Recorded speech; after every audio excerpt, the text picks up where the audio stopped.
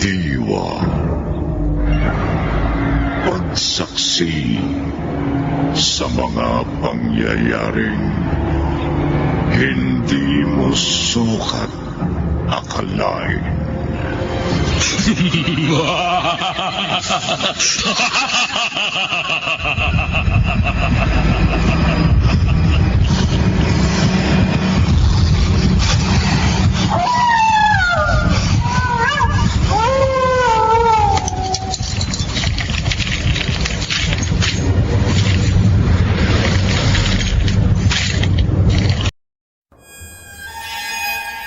Mga kwento ni Thelmo.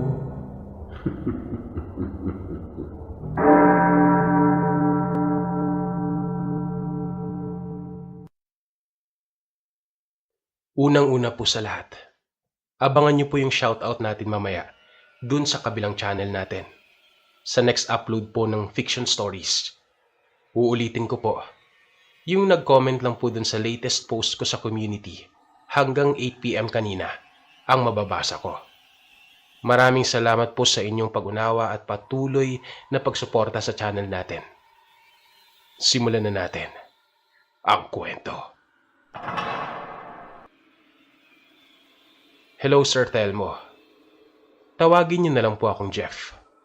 Palayo ko po. Kung sakaling malathala mo ang kwentong ito, ay nakakasigurado po akong nakikinig ako. Although binanggit ko po sa inyo ang lugar kung saan ito nangyari, ay maaari na lamang pong huwag niyo nang banggitin dito sa kwento. Dahil nabalita po kasi ang pangyayaring ito sa TV. Ayoko lang din pong puntahan ng mga tao tulad ng dati. Nalalagay na po kami ng tahimik mula nang malipat kami sa Cavite. Isa po akong jeepney driver nun. Kagaya po ng iba, meron din po akong binabayaran sa may-ari ng jeep na boundary kumbaga. Pero ang maganda nun ay hawak namin ang oras namin. Nung mga panahon na yun, Sir Thelmo, inaayos ang 100 sa ruta namin. Kaya one way ito, mula alas 6 ng umaga hanggang alas 10 ng gabi. Kapag lagpas na kasi ng ganong oras, ay nagmimistulang abandonado ang daan kapag madaling araw. Dahil na din ang ibang mga pasaway na jeepney driver ay iligal na dumadaan sa isa pang eskinita na hindi masyadong matrapik. Kasi nga, hassle dumaan doon dahil sa inaayos na daan. Gabi nun, alas 11 siguro. Doon ako rumuta kasi ang rason ko, kapag walang dadaan na ibang jeep doon, malamang sa malamang, solo ko yung mga pasahero. Merong sumakay na 3 nun. Isang lalaki na siguro ay papasok pa lang sa pinagtatrabahuhan niya. Isang matandang babae na may dalang balde. At isang babae pa na nasa dulo at tahimik lang. Nakalagpas lang kami sa kanto na merong mahabang butas. Nang napansin ko sa salamin na yung babae sa dulo, walang ulo. Alam na alam natin ang mga ganito.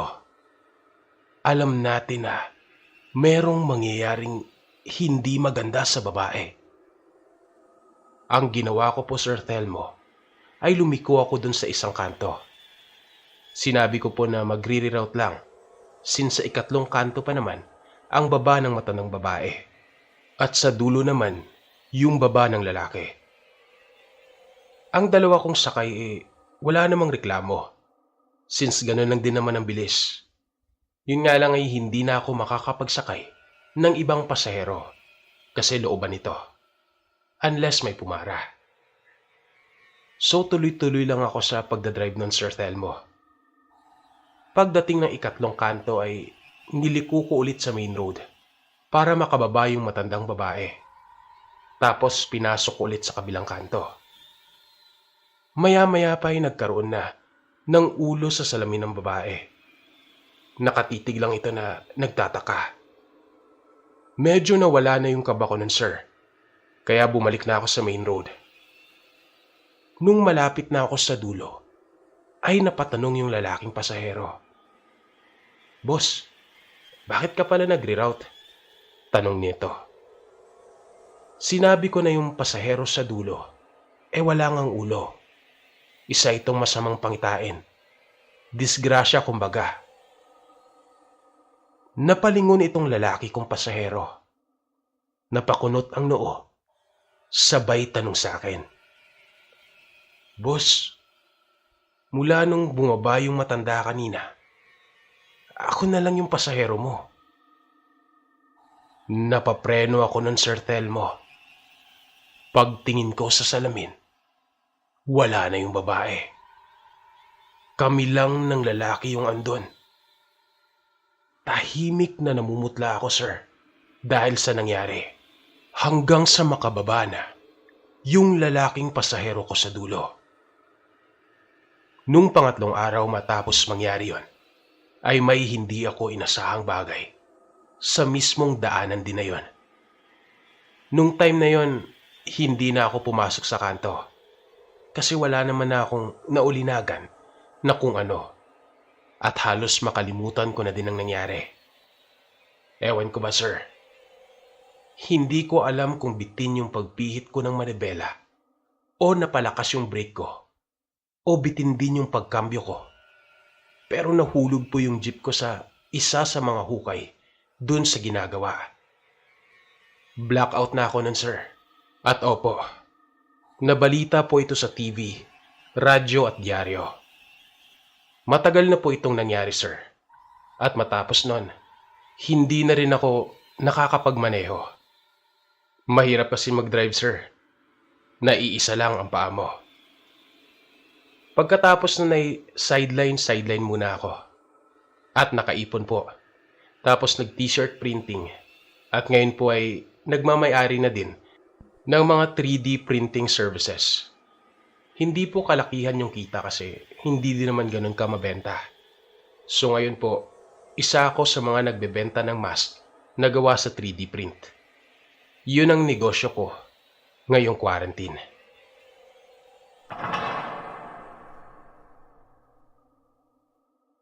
May ikinwento sa akin dati si Mama. Noong nasa edad ako, nang merong imaginary friend. Hindi ko po alam kung nakakatakot ito o hindi. Pero meron daw kasi akong kalaro noon na hindi nila nakikita. Madalas po akong maglaro umano noon sa attic ng bahay namin. Hindi din nila alam kung paano ako natututong umakyat doon. Basta kapag nawawala ako, alam na nilang nandun ako sa taas. Madalas daw masaya ako doon.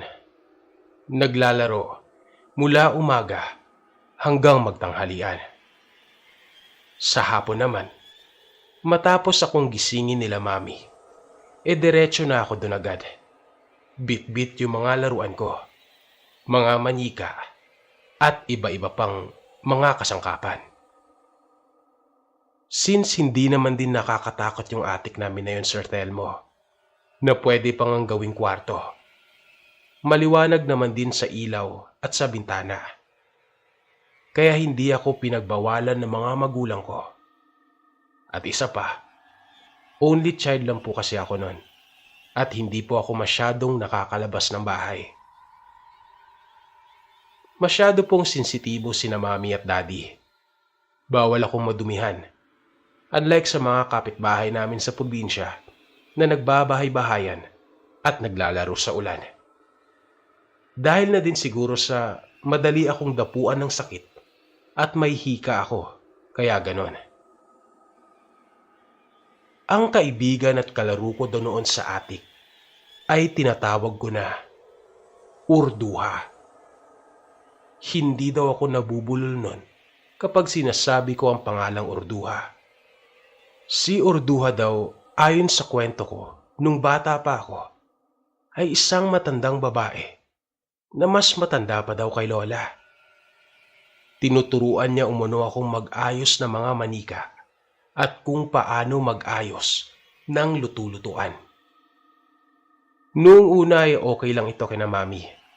Sabi nga, normal yung imaginary friends. hanggang sa pumunta yung tita ko sa bahay. Aalis kasi noon sila mami at daddy. Basta mga ilang oras silang mawawala. So si tita yung pinabantay nila sa akin. Meron din po kami mga tagalinis at tagaluto. Pero pinag-day off muna nila nung araw na yon. Si tita muna yung sumalo at nagbantay sa akin noon. Hindi nabilinan nila mama na umaakit ako sa attic namin si tita. Kaya ang akala nito, sa kwarto lang ako madalas naglalaro o di kaya sa sala. Habang nag-aayos siya ng pananghalian nun, nakarinig siya ng tawa sa taas ng attic. Pinakiramdaman niya lang ito kasi baka lang mali siya ng dinig. Tapos nung narinig niya ulit yung tawa, ay dun na siya nagmadaling umakyat sa attic. Sa kaba niyang baka mahulog ako. Pag-akyat niya po dun sa taas, ay nakita niya ako na umuupo sa tapat ng salamin. Tinanong niya umano ako kung ano ang ginagawa ko doon. Lumingon lang daw ako at ngumiti. Paulit-ulit niya akong tinawag noon na bumaba. At ang sumunod na nangyari ay hindi niya inasahan. Habang tinatawag niya ako noon, Sir Seth, ay bigla ko siyang sinagot. Nay, ano po yun? Nanay po kasi yung tawag ko sa mga tita ko. So yun, nung sinagot ko siya, ay laking gulat niya, sir. Kasi yung sumagot sa kanya na ako ay galing sa baba, sa loob ng kwarto. Hindi na daw umano siya lumingon doon sa taas. Diretso na siyang bumaba at binuhat ako papunta sa kusina. Kinuwento niya ito kina mami at daddy. At nun din ay nagtawag sila ng maalam sa mga espiritu. Napag-alaman nila na meron nga talagang nagpaparamdam na isang matandang babae. Matagal na umano itong namayapa, pero hindi umano mahiwalay ang kaluluwa niya sa isa sa pinakapaborito niyang bagay. Ang antik na salamin. Ang pagkakaalam ko po ay namana pa ito ni Lola sa mga magulang niya. Supposedly, yung attic po talaga dapat isa pang kwarto, pero naging tambakan na lang ng mga lumang gamit. Dinispatsa na rin po ito agad nila mami noon. Ang alam ko, meron silang inutusan na kukuha. Yung hindi basta-basta kolektor lang, kundi yung marunong din sa mga gamit na mahalaga sa mga kaluluwa.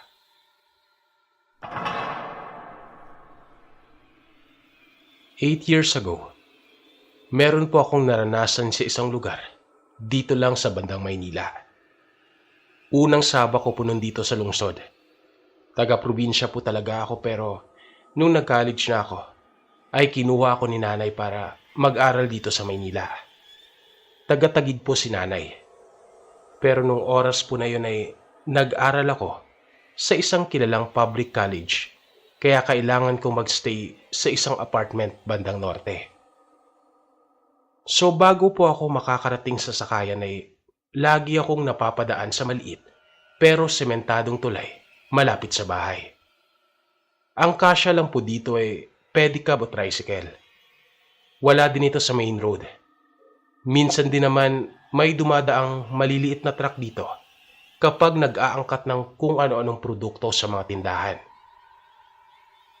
Nung unang tawid ko dito, sir, ay mabigat na agad yung pakiramdam ko. Yung bag ko na wala namang kalaman-laman kasi first day ko at wala pang required na bilihin na books, ay parang puro hollow blocks yung laman sa bigat. Unang araw ko pa lang sa school, nilagnat agad ako. Masakit yung ulo at bahin ng bahin. Sinent home na lang din naman ako at in-encourage na magpa-check up. Since first week pa lang naman ay in-inform ako ng supervisor namin na kung makakapagpa-check up at kailangang ipahinga, ay magdala na lang ng medical certificate. Yung first week naman kasi puro lang orientation, kaya hindi din pa ito makakaapekto sa lesson. Pagdating ko sa apartment agad akong nagbihis at nagtalukbong ng kumot. Sobrang init na malamig yung pakiramdam ko noon. Literal na trangkaso. Matapos kong uminom ng gamot para sa trangkaso at magpahid ng Vicks sa likod, natulog na ako. Hindi ko alam sir kung panaginip yung sumunod na nangyari. Pero nung time na yon, para talagang totoo yung pakiramdam ko. Kasi kakapikit ko lang ng parang biglang gumaan ng lahat. Yung parang nawala yung sakit ko. Pagkatapos, pagdilat ko, doon na ako nakatayo sa ilog. Kung saan nakatayo dapat yung tulay na dinadaanan namin. Pero nung time na yon, wala pa pong tulay sa nakikita ko. Para lang siyang damuhan, tapos ilog. Pero alam mo yung pakiramdam na dun talaga dapat nakatayo yung tulay. Ganun na ganun yung pakiramdam. Tapos, may narinig akong iyak. Paglingon ko kung saan ito nanggaling, kitang-kita ko yung babaeng nakaupo. Humahagulgol ito. Dapat, ang instinct ko nun ay tumakbo. Kasi alam ko na hindi yung tao. Pero yung katawan ko nung mga oras na yon, naglakad pa palapit. Lalo na kapag naririnig ko yung salitang tulong sa bawat pagikbi niya. Pagkatapos nun, bigla na lamang akong hindi makahinga, Sir Telmo. Parang nalulunod. Tapos, may tawa akong narinig. Mga boses. Maraming boses. Ang sinasabi nun, kung hindi ako nagkakamali, Kung hindi mo ako tutulungan, isasama na lang kita sa amin. ilang araw din pong paulit-ulit yung ganong panaginip ko. Nung siguro ika-4 o ika-5 araw, binisita na ako ni nanay. Dahil tubong probinsya kami, may mga alam din si nanay na mga ritual at malaki din po kasi yung paniniwala niya na nabati po ako sa tabi-tabi. Matahimik po kasi akong tao.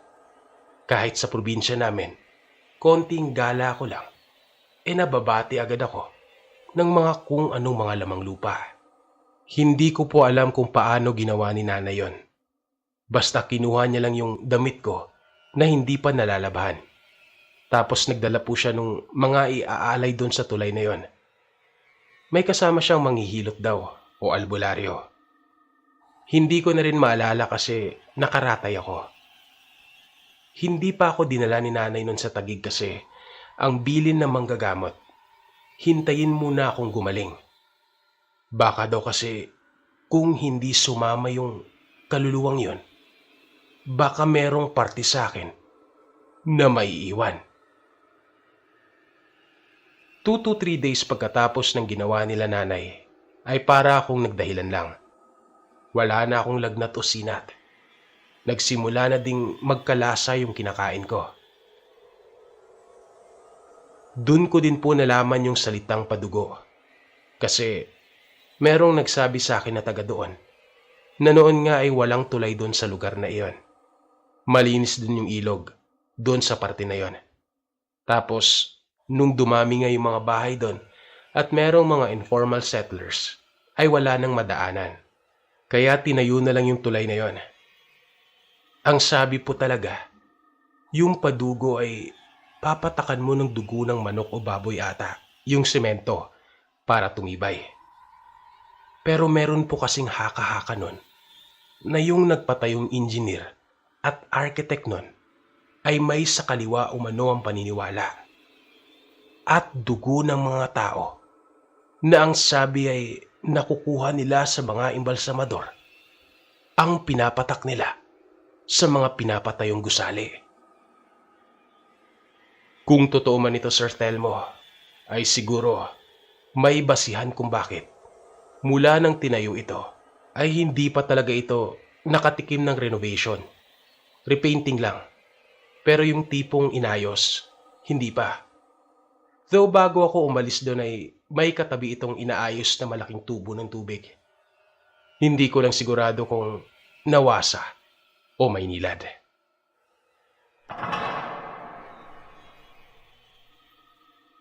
Hi, Sir Telmo. Ang kwento ko po na ito ay SPG. Kaya wag niyo na pong banggitin yung pangalan ko.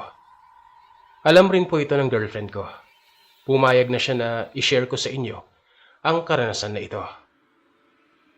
Nangyari lang po ito last month. Bale, dahil sa quarantine, hindi kami nagkikita ni girlfriend. Ako po, naka-work from home. Siya naman naka-hotel accommodation. Gabi po nun, rest day namin, at nag-decide po kami na mag-video call. Bali, dalawa sila sa room nung time na yon. Nakahiga si girlfriend sa kama, at yung kasama niya naman parang naglilinis ng kwarto. Dahil miss na namin ang isa't isa, tamang harutan lang. Naka-earphone naman siya kaya pinaparinig ko sa kanya yung mga salitang makapag-turn on sa kanya. Medyo nilalayo ko din yung mukha ko nung time na yon sa phone. Tsaka nakatopless ako nun. Pampaakit kay girlfriend. Yung kasama niya naman parang wala lang ding pakialam. Kaya inassume ko na hindi niya kami naririnig. Tapos pumasok ito sa banyo. Diretso lang pero hindi niya sinara yung pinto. Yung banyo kasi nung pinagstayhan nila girlfriend, nasa kaliwang parte ng video call namin. Pagpasok agad ng kasama niya doon, ay paakit at pabiro kong sinabi sa kanya, "Babe, can you take that off? Namimiss ko na kasing makita at mahawakan." Napangiti naman si girlfriend. Maya-maya pa dahan-dahan niyang tinaas yung damit niya. Nanlaki yung mga mata ko nang mapansing parang tuloy-tuloy atang maghuhubad yung jowa ko. Sabay sinabihan ko siya, "Babe, saglit lang. Joke lang naman yun. Baka mamaya makita ka ng kasama mo." Napatigil si girlfriend. Tapos umismid. Bigla nitong sinabi ang mga katagang, "Anong makikita? Wala naman akong kasama." Parang umatras yung dila ko nang sabihin niya sa akin ang mga kataga na yon. Paanong walang kasama? Sino yung babaeng nakita kong pumasok sa banyo? Dahil ayaw ko siyang magpanik ay tinanong ko kung saan ang kasama niya. Ang sagot lang nito ay may pasok umano. At nag-iisa lang talaga siya sa kwarto.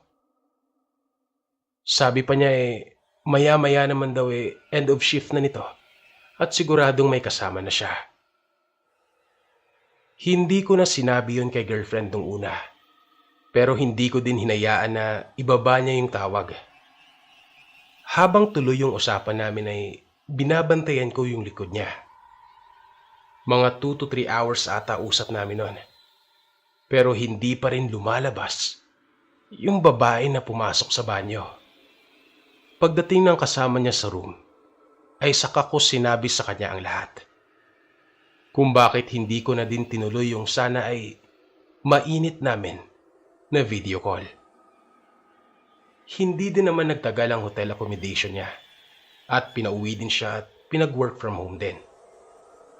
Hanggang ngayon, sir, gusto kong kumbinsihin ang sarili ko na namamalikmata lang ako nung time na makita ko yung babae sa likuran niya.